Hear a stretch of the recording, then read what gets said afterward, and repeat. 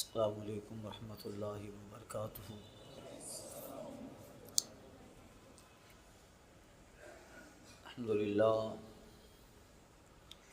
الحمد للہ حمدا طیبا کثیرا للہ الملک الواحد القہار، توصیفا تعظیما تقریبا بنعت احمد المختار۔ اما بعد فاعوذ باللہ من الشیطان الرجیم، بسم اللہ الرحمن الرحیم۔ ولا تقولوا لمن يقتل في سبيل الله اموات، صدق اللہ المولانا العظیم وبلغنا رسولہ النبی الامین المتین الکریم۔ بارگاہ رسالت مآب و آل و اصحاب رسالت مآب صلی اللہ علیہ وسلم میں درود پاک کا نذرانہ پیش کریں۔ پڑھیں اللہم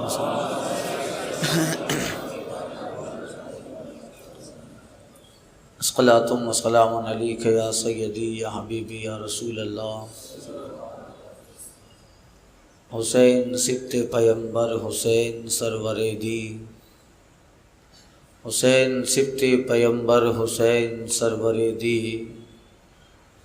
بنائے کلمہ طیب بنائے دین متین، حسین کی طرح آج بھی کوئی نہیں، حسین آج بھی آنکھوں کی سب کے تارا ہے، یزید مورچہ جیتا ہے جنگ ہارا ہے۔ حسین نام ہے راہ صبر و رضا کے سینے کا، حسین نام ہے رائے خدا میں جینے کا، حسین نام ہے عرش بری کے زینے کا، حسین نام ہے خلد کے زینے کا، حسین نام ہے امت کے سفینے کا،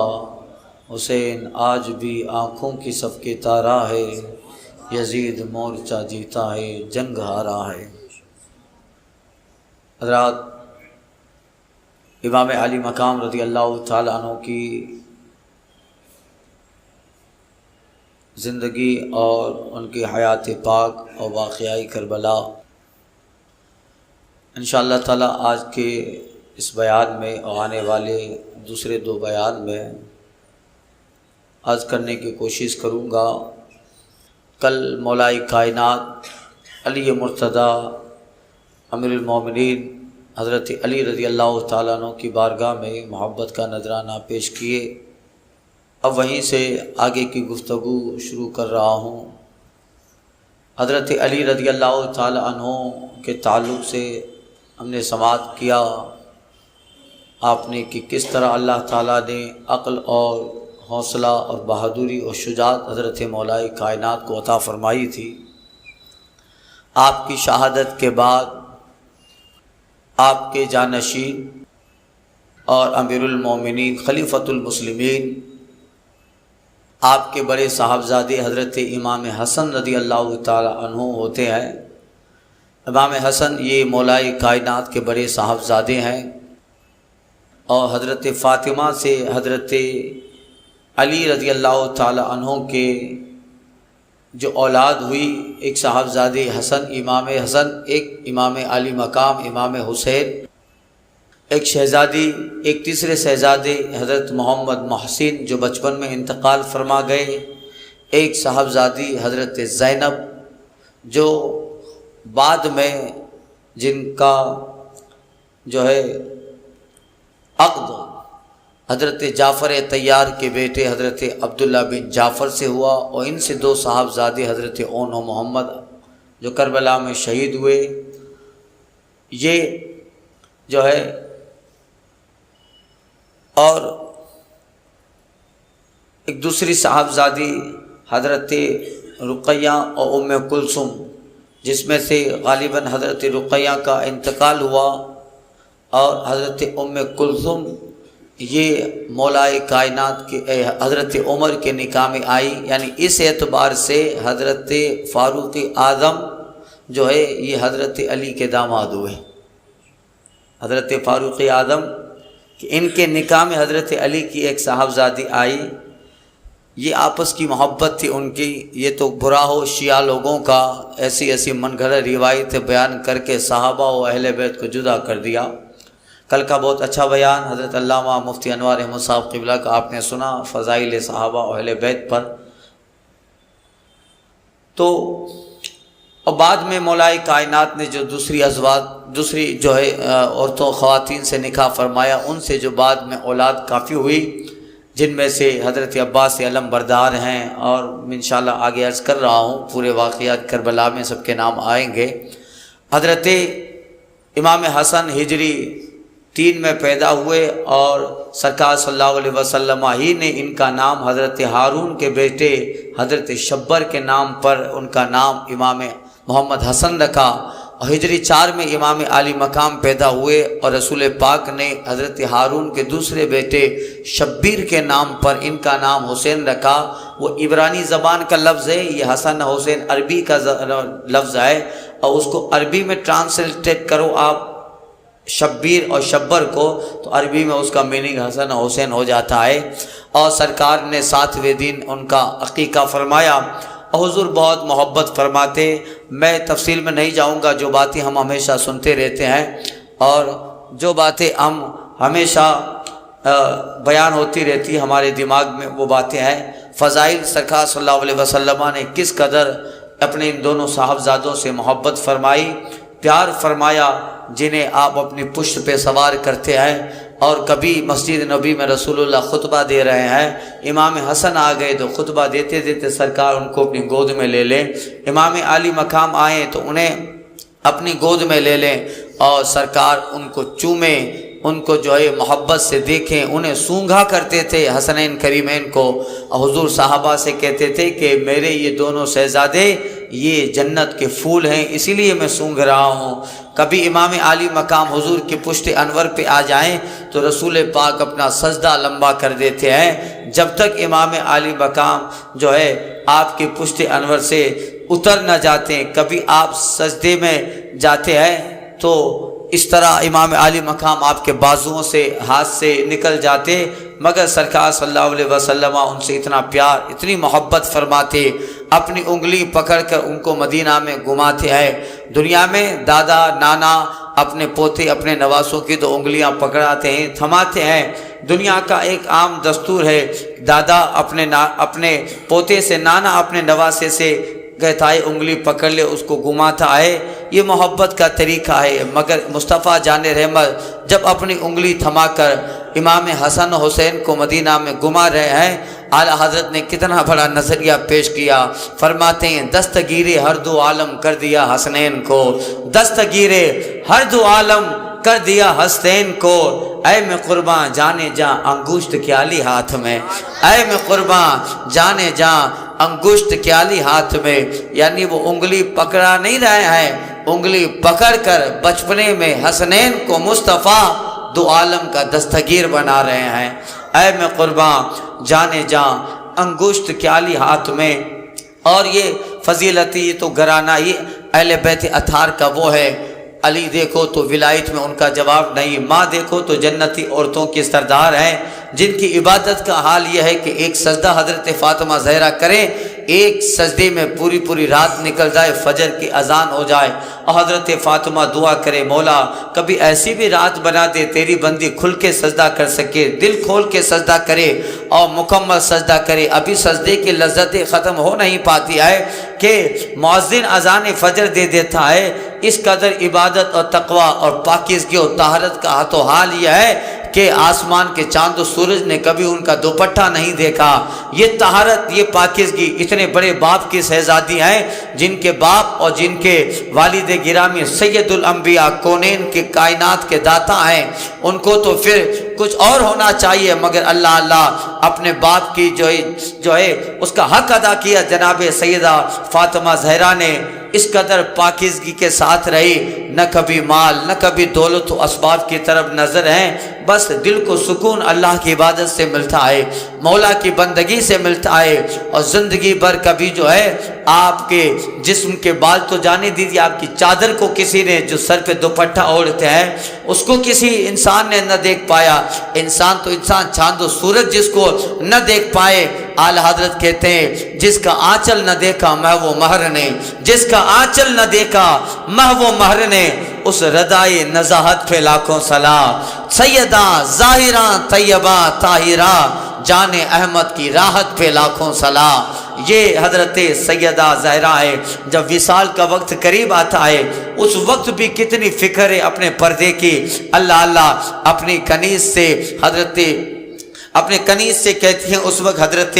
اسماء بنت عمیس بھی تھی، کہا کہ لوگ جنازے میں جب میت کو رکھتے ہیں اوپر کا حصہ خالی ہوتا ہے، ایسا نہ ہو کہ میرا جسم تو زندگی میں کسی نے دیکھا نہیں، نہ میری چادر کو میرے دوپٹے کو دیکھا، مرنے کے بعد جب میرا جسم جنازے میں رکھا جائے تو اوپر کا حصہ خالی ہوتا ہے، کفن پہ تو لوگوں کی نظر پڑے گی، میں چاہتی ہوں کہ کفن پہ بھی نظر نہ پڑے۔ حضرت اسماء بنت عمیس مشورہ دیتی ہے، حضور میں نے اس ملک کے حبشہ میں لوگوں کو دیکھا ہے کہ جب کوئی معزز انسان وصال کر جاتا، انتقال کر جاتا تو اس کے جنازے کے لیے صندوق بنایا جاتا ہے، کیوں نہ آپ کے جسم کو جب رکھا جائے تو صندوق کی طرح رکھا جائے، آپ کا جسم پاک باکس میں صندوق میں رہے۔ آپ نے اس تجویز کو پسند فرمایا، اسی وقت سے یہ جو جنازے کا ہمارے یہاں رواج ہے، جو باکس والا جنازہ صندوق والا ہے کہ مرحوم لیٹا رہے اور اوپر سے ڈھکن کی طرح دوسرا حصہ صندوق کا ہوتا ہے، یہ حضرت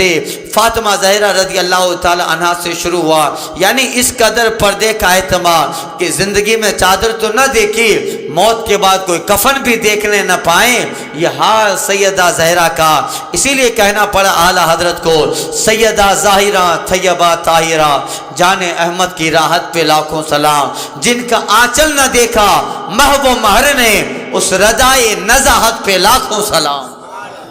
یہ پاکیزگی کا حال تھا۔ اللہ اللہ، اور یہی نہیں کہ یہاں بلکہ حشر کے میدان میں بھی حدیث پاک کا مفہوم علماء بیان فرماتے ہیں کہ جب میدان حشر میں پل صراط سے جناب سیدہ زہرا کا گزر ہوگا، ایک محشر میں آدمی ایک ندا دینے والا محشر میں ندا دے گا، یا اہل المجمع نکسوا رؤوسکم وغضوا ابصارکم فإن فاطمة بنت محمد تمر على الصراط مع 60,000 جاریۃ من الحور العین کمر البرق۔ اے اہل محشر اپنی نگاہ کو نیچی کر لو، اس لیے کہ فاطمہ بنت محمد 70,000 حوروں کے ساتھ پل صراط پار کرنے والی ہے۔ کمر البرق یعنی محشر میں ندا دی جائے گی، محشر والوں اپنی نظریں نیچی کرو، فاطمہ بنت محمد 70,000 حوروں کے ساتھ بجلی کے کودنے کی طرح جو ہے پل صراط سے گزرنے والی ہے۔ سارے محشر والے اپنی نگاہیں نیچی کریں گے اور بجلی کے چمکنے کی طرح 70,000 حوروں کے جلمٹ میں جناب فاطمہ پل صراط سے جنت کی دہلیز پہ پہنچ جائیں گی۔ یہ ان کا پردہ، دنیا تو دنیا، جنازہ تو جنازہ ہے، حشر میں بھی ان کے پردے کا یہ اہتمام ہوگا۔ سوچنا چاہیے ان لوگوں کو جو آج مسلمانوں ہی کی بات کر رہا ہوں، غیروں پر تو احکام ہے نہیں، وہ جن کے جو ہے حال یہ ہے کہ یہود اور نصارہ کا کلچر اب ہمارے اندر آ رہا ہے، پردے کو مغربی تہذیب کا ایسا اثر ہمارے دماغ پہ ہو گیا ہے کہ ہمارے جو ہے بچیاں اب پردے کو وحشت شمار کر رہی ہے، کہتی ہے گھٹن ہوتی ہے، تجھے گھٹن ہوتی ہے، یہ مصطفیٰ جان رحمت کا قانون ہے، یہ گھٹن بہتر ہے اس گھٹن سے جو قبر میں ملنے والی ہے، اس گھٹن سے جو اپنے جسم کو ظاہر کر کے اپنے بالوں کی رنگت اپنے باریک کپڑوں سے ظاہر کر کے جو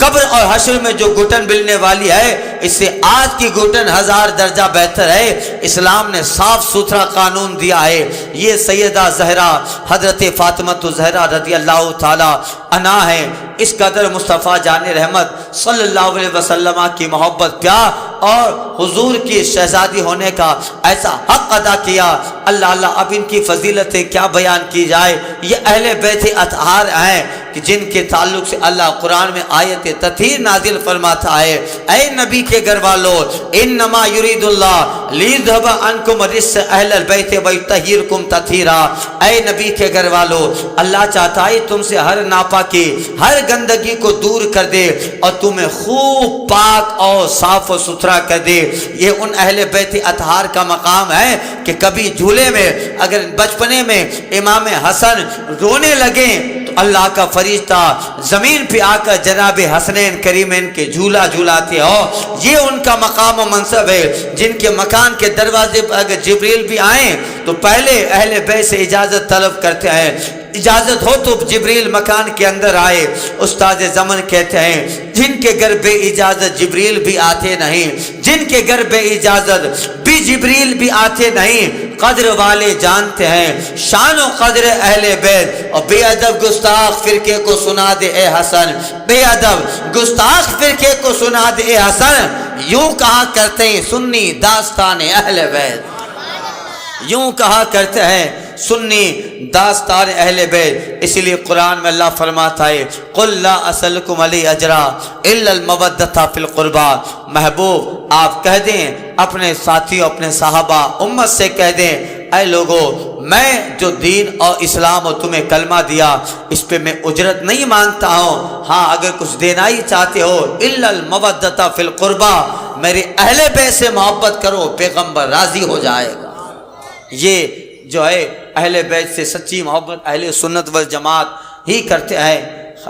ان کا یہ مقام و منصب امام حسن مولا کائنات کے بڑے صاحبزادے، مولا کائنات کی شہادت کے بعد حضرت امام حسن رضی اللہ تعالی عنہ خلیفۃ المسلمین بنے، اور کوفہ میں قیام ہے 40,000 اہل کوفہ نے امام عالی مقام کے ہاتھ پر بیعت کی، یعنی آپ کو سمرتھن دیا۔ بیعت کا مطلب یہ لفظ بیعت بار بار آئے گا، اس لیے ابھی اس کا ڈیفینیشن بتا دیتا ہوں۔ بیعت کا مطلب کسی کی حکومت سے راضی ہو جانا، کسی حاکم کو سپورٹ کرنا۔ ووٹنگ کرتے ہیں نا ہم، بسپا کو ووٹ دیا، این سی پی کو ووٹ دیا اور کانگریس و بھاجپ کو ووٹ دیا، اگر کانگریس کو ووٹ دیتا ہے تو مطلب آپ اس کی حکومت سے راضی ہیں، اگر بھاجپ کو ووٹ کرتا ہے اس کا مطلب آپ اس کی حکومت سے راضی ہے۔ سمرتھن دینا، اس کو سپورٹ کرنا، اس کی مدد کرنا، اس کی حکومت سے راضی ہونا، یہی مطلب ہوتا ہے بیعت کا، یعنی اپنا سپورٹ اپنی مدد اس کے لیے پیش کرنا۔ 40,000 اہل کوفہ نے مولا کائنات رضی اللہ تعالیٰ عنہ کی شہادت کے بعد امام حسن کے ہاتھ پر بیعت کی۔ اللہ اللہ، اب وہ حال ہے کہ مولا کائنات کی شہادت کے بعد اور حضرت عثمان غنی کی شہادت کے بعد فتنوں کے دروازے کھلے۔ عبداللہ بن سبا نام کا انسان جس نے اسلام کو کمزور کرنے کی سازشیں کی، اور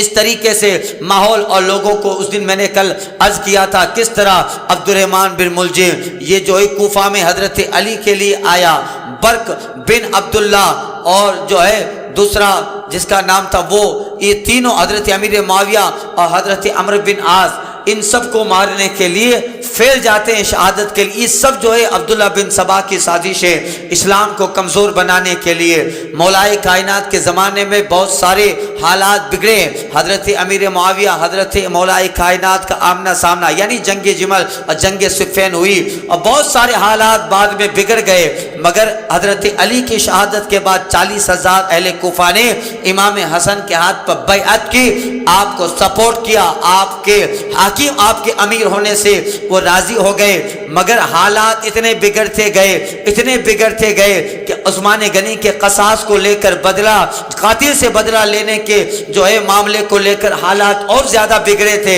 یہاں تک کہ 6 مہینہ امام حسن رضی اللہ تعالیٰ عنہ خلافت میں متمکن رہتے ہیں۔ اب امام عالی مقام امام حسن رضی اللہ تعالیٰ عنہ نے سوچا امت میں ایک فتنہ کو دبا دیا جائے، ایک طرف حضرت امیر معاویہ کے ماننے والے ان کا لشکر الگ ہے، ایک طرف یہ لوگ جو اپنے آپ کو شیعان علی کہتے ہیں اور وہ لوگ جو امام حسن کے ساتھ ہیں، یعنی ایک جماعتی در جماعت لوگوں میں بٹوارا ہے۔ امام حسن کا تدبر تھا، امام حسن رضی اللہ تعالیٰ عنہ کے پاس کوفہ میں حضرت امیر معاویہ رضی اللہ تعالیٰ عنہ آئے اور چند شرائط پر امام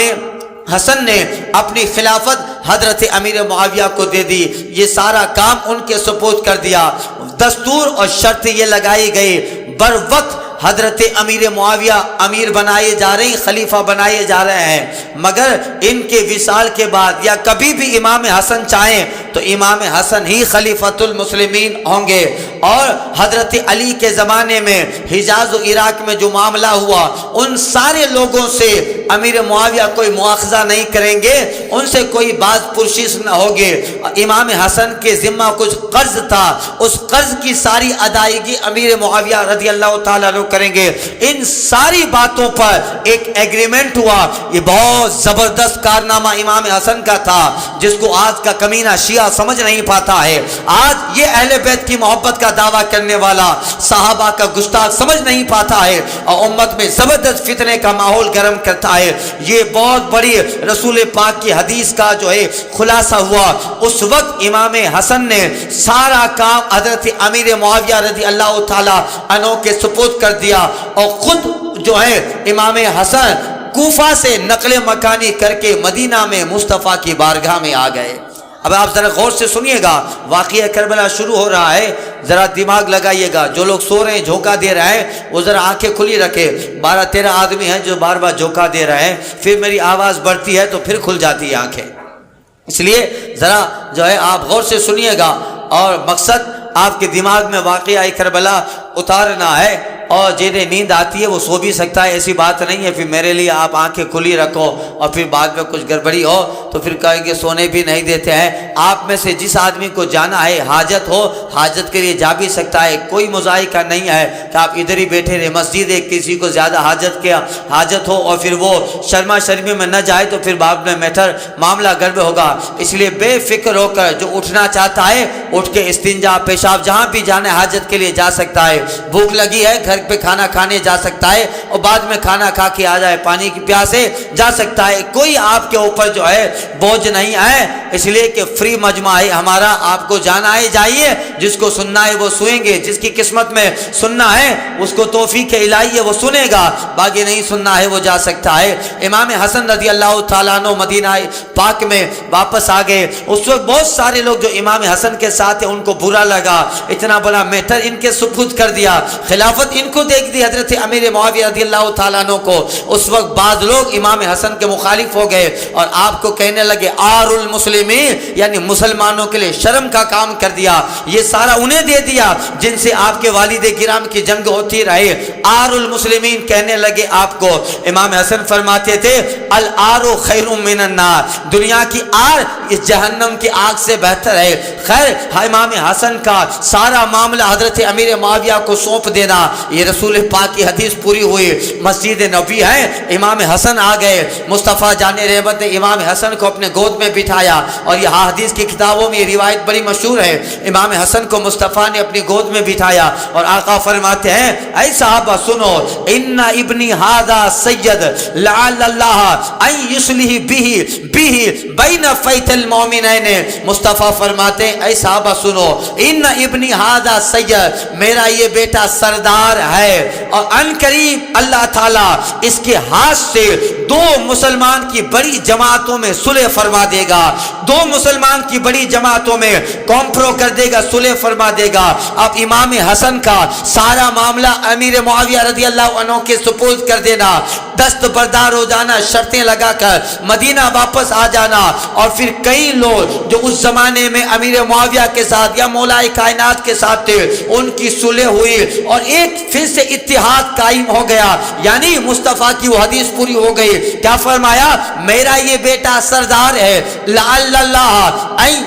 یصلح به بین الفیتین المؤمنین, اللہ تعالیٰ اس بیٹے کے ہاتھ پر دو عظیم مسلمان جماعتوں کے درمیان صلح فرمائے گا. جب کوفہ میں حضرت امام حسن نے سارا معاملہ خلافت کا امیر معاویہ کے سپرد کر دیا, حضور کی حدیث بالکل سچ ثابت ہو گئی. لہذا سب سے زیادہ مدبر وہ تھے. امام حسن ہوشیار تھے یا کمینوں شیعہ لوگوں آج تم ہوشیار ہو, تم سے زیادہ تو امام حسن جانتے تھے کہ کب کیا کرنا ہے. اب یہ لوگ بھی, ان میں بھی بعض گروہ ہیں امام عالی مقام کا بہت نام لیں گے, مگر دیکھیے گا امام حسن کا نام بہت کم لیتے ہیں. بلکہ بعض شیعہ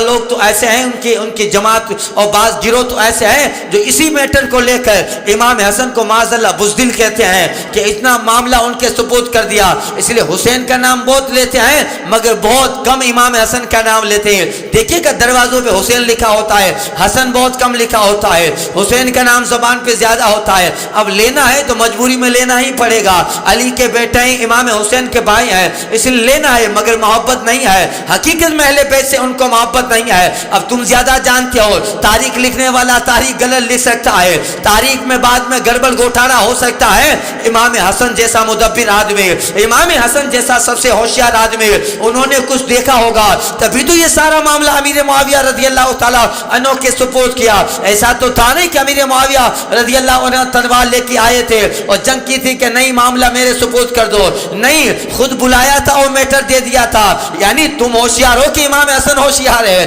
تمہاری عقل زیادہ ہے کہ علی کے بیٹے حسن کی عقل زیادہ ہے، لہذا جو بھی امام حسن نے کیا وہی کیا جو رضائے الہی اور مصطفیٰ جان رحمت نے فرمایا تھا۔ یہ جو ہے سارے میٹر ہے۔ اور تاریخ لکھی، اب تاریخ میں تو بعد میں مورخوں نے گڑبڑی کر دی، اپنا نظریہ پیش کیا۔ تاریخ غلط ہو سکتی ہے، رسول اللہ کی حدیث غلط نہیں ہو سکتی۔ تاریخ تو عام لوگ بعد میں لکھتے ہیں، مورخ لکھتا ہے، لہذا یہ جو بھی ہوا خیر 6 مہینہ حضرت امام حسن رضی اللہ تعالیٰ عنہ رہے، اور آپ نے پھر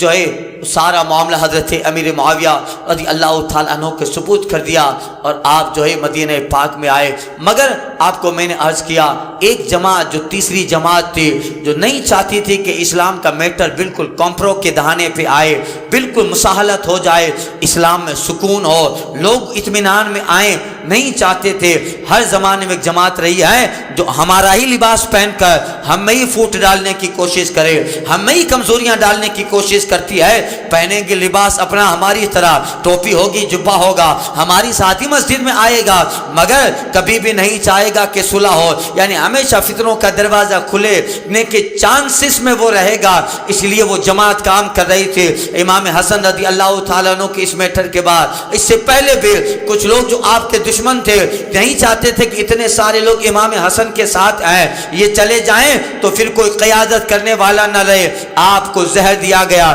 کبھی آپ کو کھانے میں زہر دیا گیا، کبھی آپ کو کھجور میں زہر دیا گیا، یعنی کبھی آپ کو کس چیز میں زہر دیا گیا، مگر جب بھی امام حسن کو زہر دیا جاتا، جب آپ کی طبیعت خراب ہوتی، آپ مصطفیٰ کی بارگاہ میں آتے، سارا درد ختم ہو جاتا اور مصطفیٰ جان رحمت کی بارگاہ سے شفا امام حسن کو مل جاتی، یہاں تک کہ آخر بار آپ کو ہیرے کی کنی میں پیس کر جب زہر دیا گیا،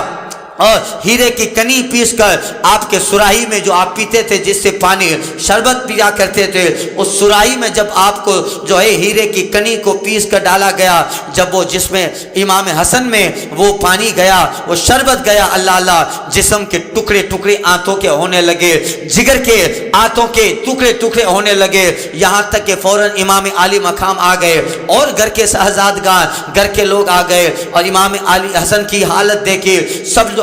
بہت ایک ماحول گرم ہو گیا۔ یہ کیسے ہوا؟ امام حسین بالکل امام حسن کے قریب میں ہے، اور جو ہے کہہ رہے ہیں امام حسن نے بہت ساری وصیتیں کی۔ امام علی مقام امام حسین رضی اللہ تعالیٰ عنہ کہتے ہیں، بھائی بتاؤ یہ سارا معاملہ کس نے کیا؟ کس نے کیا؟ آپ کو تو اندازہ ہوگا کس نے آپ کو زہر دیا۔ امام حسن کہتے ہیں کیا کرو گے؟ کہا اگر پتہ چل جائے کہ کس نے آپ کا یہ حال کیا ہے، اس سے بدلہ لیا جائے گا۔ دیکھیے ایک اہل بیت کا ایک دستور کیا ہے، ان کی محبتیں، ان کو اللہ نے کتنا زبردست دل دیا ہے۔ امام حسن کہتے ہیں میرے گمان میں جو آدمی ہے اگر واقعی وہی ہے تو تم سے زیادہ تو اللہ بدلہ لینے والا ہے، منتقم حقیقی اللہ کی ذات ہے، اور میں کسی کا نام دے دوں، ہو سکتا ہے کہ اس نے یہ کام نہ کیا ہو تو پھر میری وجہ سے بے گناہ آدمی مارا جائے، میں یہ پسند نہیں کرتا۔ بتائیے یہ ساری چیزیں ہیں، اور یہ ساری چیزیں ہیں، اور امام حسن نے نام نہ دیا، مگر آپ کی شہادت تھی۔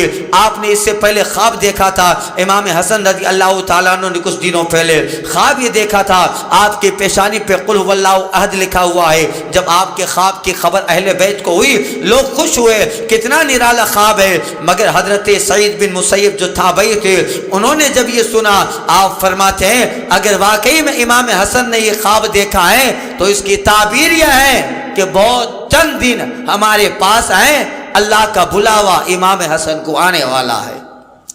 آپ خواب کی تعبیر یعنی وہ تعبیر پوری ہو گئی، اور امام حسن رضی اللہ تعالیٰ عنہ کی شہادت واقع ہو گئی، اور پھر لوگوں نے شیعہ لوگوں نے سب ادھر ادھر لکھ کر آپ کی بیوی نے زہر دیا، اس نے زہر دیا، اس نے، یعنی تاریخیں موڑ مڑو کر، جب امام حسن خود نہیں بتا رہے ہیں کہ کس نے کہا تو تم کیوں ہوتے ہو کہ اس نے دیا اس نے دیا، تم کو تحقیق کرنے کی کیا ضرورت ہے؟ امام حسن خود نہیں بتا رہے ہیں، صحیح روایت تو یہی ملا کرتی ہے، اور پھر لوگ تو نہ جانے کیا کیا کہتے ہیں کہ امام حسن کی بیوی تھی، اس کو یزید نے کہا تھا کہ ان کو زہر دے دے، ان کو زہر دے دے کسی بھی طریقے سے، اور پھر جو ہے میں تم کو بہت سارے مال سے یعنی اس طرح کی سب بکواس اور اس طرح کی باتیں رہ کر امت میں انتشار پیدا کر رہے ہیں۔ ان ساری روایتوں کا نہ سر ہے نہ پیر ہے، یہ ایرانی لوگوں نے سب گھر من کرز کر کے ہندوستان بھیجا ہے، اور یہاں یہ سارے شیعہ لوگ بیان کرتے ہیں۔ آج سے پہلے تو اچھا ماحول تھا، مگر جب سے میڈیا آیا ہے، جب سے یہ واٹس ایپ اور فیس بک آیا ہے، ان لوگوں کو غلط روایت پھیلانے کا ایک بہت بڑا نیٹ ورک مل گیا، ایک بہت بڑی زمین مل گئی، اور پھر ہمارے لوگ بھی پڑھ پڑھ کے یہی ساری تحقیق کر کے کیا ہے صحیح ہے، جو صحیح علماء نے، علماء ربانی ہمارے اکابر نے جو لکھا ہے انہی روایتوں پہ عمل کیا جائے گا، ورنہ تو بہت سارے قصے من گڑت، امام علی مقام، امام حسین، امام حسن، اہل بیت و جناب فاطمہ و علی کے تعلق سے شیعوں نے من گڑت روایتیں بنا دی ہے، اور پھر وہی سوشل میڈیا سے پھیلائی جا رہی ہے۔ ہم انہی روایت کو مانیں گے جو معتبر کتابوں میں، جن کا شریعت سے ٹکرار نہ ہو، اور جو ہمارے اکابر اور اہل سنت والجماعت کے علماء اکابر اور ان لوگوں نے جن پہ ہمیں یقین و اعتماد لکھا ہے انہی روایتوں پہ عمل کیا جائے گا۔ خیر، امام حسن رضی اللہ تعالی عنہ کی شہادت واقع ہو گئی، آپ 6 مہینہ خلافت پہ متمکن رہے، پھر حضرت امیر معاویہ رضی اللہ تعالیٰ عنہ کو امور سپرد کیے، اور پھر آپ کی شہادت کے بعد آپ کو جنت البقیع میں آپ کی والدہ ماجدہ حضرت سیدہ فاطمہ زہرا رضی اللہ تعالی عنہا کے بالکل بغل میں امام حسن کا مدفن بنایا گیا۔ اب جو ہے سنیے، چونکہ آپ نے سارا معاملہ حضرت امیر معاویہ رضی اللہ تعالیٰ عنہ کے سپرد کیا ہے، اب حضرت امیر معاویہ صحابی رسول ہیں، صحابی رسول ہیں، اور حضور نے دعا فرمائی تھی، اللہم اے اللہ علمہ الکتاب، معاویہ کو علم کتاب عطا فرما، اے اللہ معاویہ کو سمجھ دے، اے اللہ معاویہ وقیہ العذاب النار، اسے عذاب نار سے بچا۔ اور پھر بہت ساری رشتہ داریاں بھی تو تھی، سرکار صلی اللہ علیہ وسلم کے نکاح میں جو ہے حضرت ابو سفیان کی بیٹی یعنی حضرت امیر معاویہ رضی اللہ تعالیٰ عنہ کی بہن رسول اللہ کے نکاح میں ہے، یعنی ام المومنین ہوئی۔ اس اعتبار سے رسول پاک صلی اللہ علیہ وسلم جو ہے یہ کتنی رشتہ داریاں ہوئی، حضرت امیر معاویہ کی بہن یہ سرکار صلی اللہ علیہ وسلم کے نکاح میں ہے، حضرت ابو سفیان کی بیٹی، یعنی ایک بہت جو ہے رشتہ داریاں ہیں۔ اور یہ سب کو ایک طرف رکھو تو یہ بات تو مسلم ہے کہ حضرت امیر معاویہ صحابی رسول ہیں، کاتب وحی الہی ہیں، جن صحابہ کو رسول پاک نے جب قرآن نازل ہوتا تھا اور قرآن لکھنے کے لیے مقرر کیا تھا کہ نوٹ کر لیا جائے، ان میں سے حضرت امیر معاویہ کا زبردست نام تھا، کاتب وحی الہی ہے۔ اگر حضرت امیر معاویہ غلط ہوتے تو کیا وحی کی اتنی بڑی ذمہ داری رسول اللہ انہیں سونپا کرتے؟ اگر ان میں خیانت ہوتی اتنی ساری ذمہ داریاں ان کو سونپی جاتی؟ نہیں، یہ بعد والے لوگوں نے گڑبڑیاں پیدا کی ہے۔ اہل سنت کا عقیدہ حضرت امیر معاویہ صحابی رسول ہے، مصطفیٰ جان رحمت کے عاشق ہے، اور اتنے بڑے صحابی ہیں کہ جب ان کے وصال کا وقت آیا ان کے پاس کچھ سامان تھا جس میں رسول پاک کے ناخن پاک ہے، رسول پاک کے منہ مبارک ہے، حضور کے تبرکات ہیں، اور موت کے وقت جناب حضرت امیر معاویہ کہتے ہیں اپنے ساتھیوں سے، جب مجھے دفنایا جائے تو رسول پاک کے ان ناخن اطہر کو میرے سینے پر میرے آنکھوں پہ رکھ دیا جائے تاکہ قیامت کے دن اللہ پوچھے کیا لایا ہے۔ ہو سکتا ہے کہ بات کی موری نے کیا قبول ہو نہ ہو، مگر میں کہوں گا مولا کچھ لایا نہ لایا مگر تیرے حبیب کے ناخن اطہر منہ مبارک ضرور لایا ہوں۔ یہ جو ہے حضرت امیر معاویہ رضی اللہ تعالیٰ عنہ اتنے بڑے صحابی رسول ہے، اور ان کے زمانے میں ملک شام اور پھر انہوں نے جو فتوحات کی ہیں اسلام کو بہت زبردست فائدہ ان کے زمانے میں پہنچا، اور کئی علاقے فتح ہوئے اور اسلام کا شتر فر بڑھتا رہا۔ حضرت امیر معاویہ رضی اللہ تعالیٰ عنہ 20 سال تقریباً جو ہے آپ جو ہے اس وقت جب حضرت ابو بکر صدیق نے آپ کو ملک شام یعنی آپ کے بھائی کو جو ہے اس وقت شام کا گورنر مقرر تھا، مگر ان کے انتقال کے بعد حضرت امیر معاویہ ملک شام کے گورنر مقرر ہوئے۔ پھر حضرت فاروق اعظم حضرت عثمان غنی رضی اللہ تعالیٰ عنہ کے زمانے میں وہ تقرر باقی رہا، اور پھر آپ پورے ملک شام کے گورنر ہوئے، یہاں تک کہ حضرت امام حسن رضی اللہ تعالیٰ عنہ کا جو یہ میٹر پیش آیا اس کی وجہ سے پھر آپ چونکہ خلیفۃ المسلمین بنے، 20 سال آپ گورنر بن کے رہے، 20 سال بعد میں حاکم اسلام بن کے رہے، خلیفہ مسلمین بن کے رہے، یہاں تک کہ جو ہے ہجری 40-41 میں آپ کو لقوے کا مرض ہو گیا اور آپ اس دنیا سے پردہ فرما جاتے ہیں۔ اب دیکھیے جب حضرت امیر معاویہ رضی اللہ تعالیٰ عنہ اس دنیا سے وصال فرما گئے تو اب یہیں سے سارے معاملات شروع ہوتے ہیں۔ اب جو حضرت امیر معاویہ کو ٹارگیٹ بناتا ہے، ان کو ٹارگیٹ بناتا ہے، یہ ساری باتوں سے خلاصہ ہو جاتا ہے وہ صحابی ہیں۔ اور حضرت امیر معاویہ تو خود کہتے تھے یا لیتنی کنتو رجلا من قریش بذی طویٰ لم ارا شیء من ھذا الامر، اے اللہ میں جو ہے قبیلہ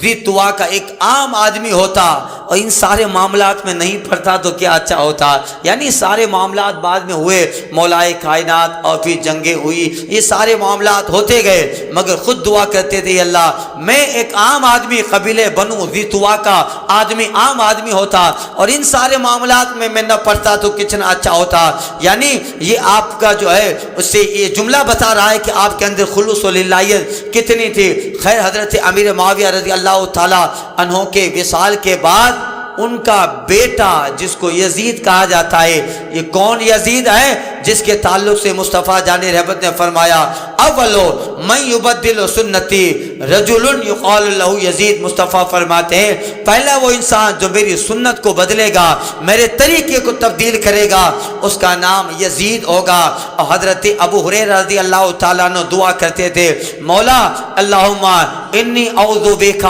من راس الستین و امارت الصبیان، اے اللہ میں ہجری 60 کی شروعات اور ایک جوان اور لونڈوں کی حکومت سے تیری پناہ چاہتا ہوں، دعا کرتے تھے۔ یعنی حضرت ابو ہریرہ جو اسرار وحی الہی جن کو معلوم تھا اور سرکار پہ جو قرآن نازل ہوتا، ان سب صحابہ جو قرآن کو زیادہ سمجھنے والے تھے ان میں سے حضرت ابو ہریرہ کا نام ہے۔ وہ سمجھتے تھے ہجری 60 میں کیا ہونے والا ہے، اس لیے حضرت ابو ہریرہ کہتے تھے اے اللہ میں ہجری 60 کے آنے سے اس کی شروعات سے تیری پناہ چاہتا ہوں، اور لونڈوں اور جو ہیں جوانوں کی حکومت سے میں، بچوں کی حکومت سے میں تیری پناہ چاہتا ہوں۔ یہ آپ کی دعا قبول ہوئی۔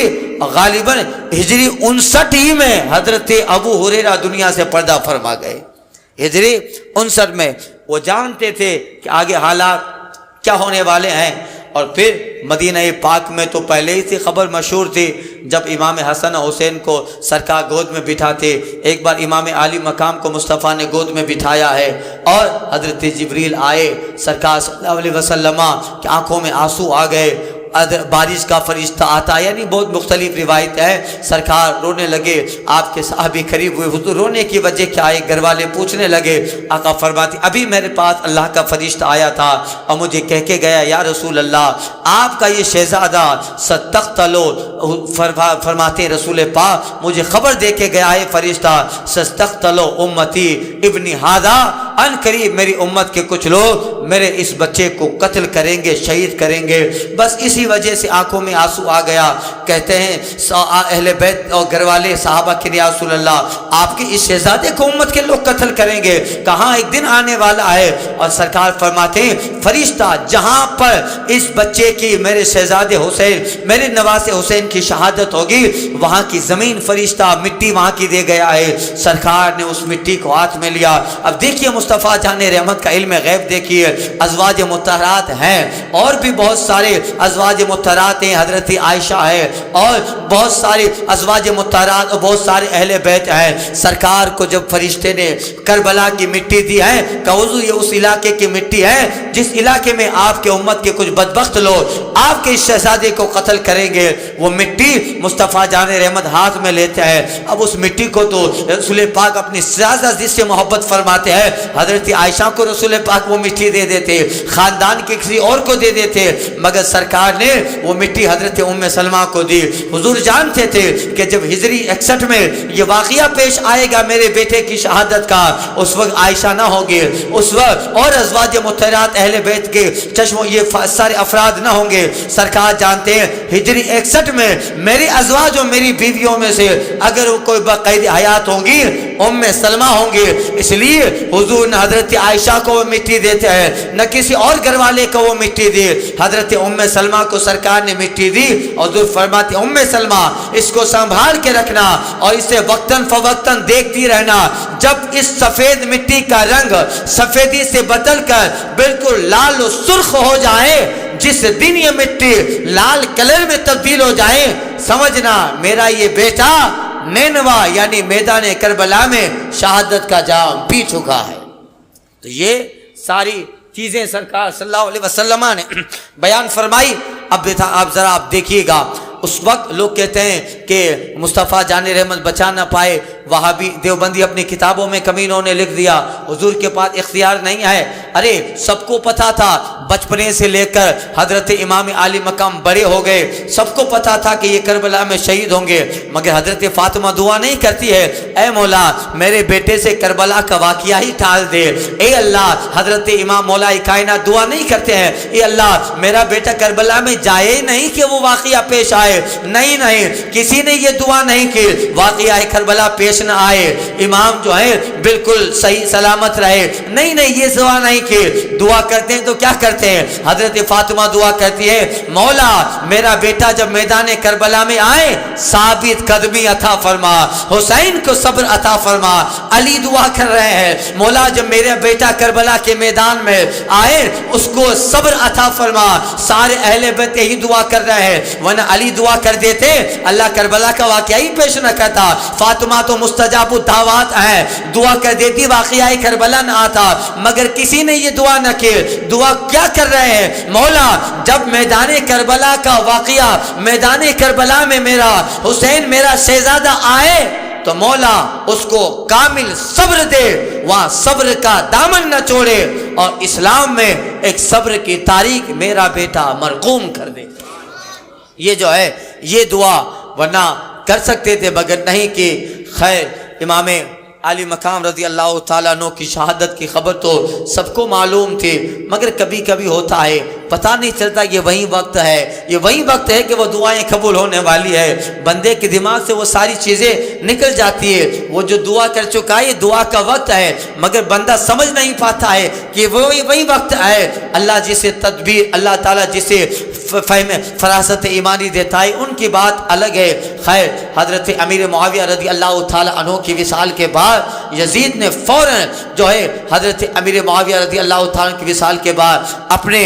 سوئے خلافت پہ تخت پر بیٹھ گیا اور اس نے کہا کہ اب میں اپنے باپ کے بعد میں ہی خلیفہ بنوں گا۔ اب ظاہر بات ہے جب حضرت امیر معاویہ رضی اللہ تعالیٰ کی وصال کے بعد جب وہ خلافت پہ بیٹھتا ہے باپ کی گدی سنبھالتا ہے، اس وقت پوری دنیا میں جو بڑے لوگ ہیں جن کا نام پوری دنیا اسلام میں چھایا ہوا تھا ان میں سے ایک نام امام عالی مقام کا ہے، ایک نام حضرت عبداللہ بن زبیر کا ہے، ایک نام حضرت فاروق اعظم کے بیٹے عبداللہ بن عمر کا ہے، ایک نام صحابی رسول حضرت ابو خدری سعید خدری کا ہے، ایک نام حضرت ابو واقل لیثی کا ہے۔ یعنی مدینہ میں یہ وہ صحابہ ہیں جن کا ایک بہت بڑا ہولٹ تھا اور قرآن کو زیادہ سمجھنے والے، اور چونکہ بہت سارے صحابہ وصال فرما گئے ہیں اب مدینہ میں یہی لوگ ہیں ہیں جو صحابہ ہیں اور جن کا ایک پورا عالمی دنیا میں اسلامی دنیا میں ایک بہت زبردست ہالٹ تھا، اس لیے یزید جو ہے عقل تو رکھتا ہی تھا، اس نے سوچا کہ ادھر ادھر بیٹھ لینے سے بہتر ہے کہ اس وقت سارے لوگ جس کو سمرتھن دے رہے ہیں، سارے لوگ جس کو سپورٹ کر رہے ہیں،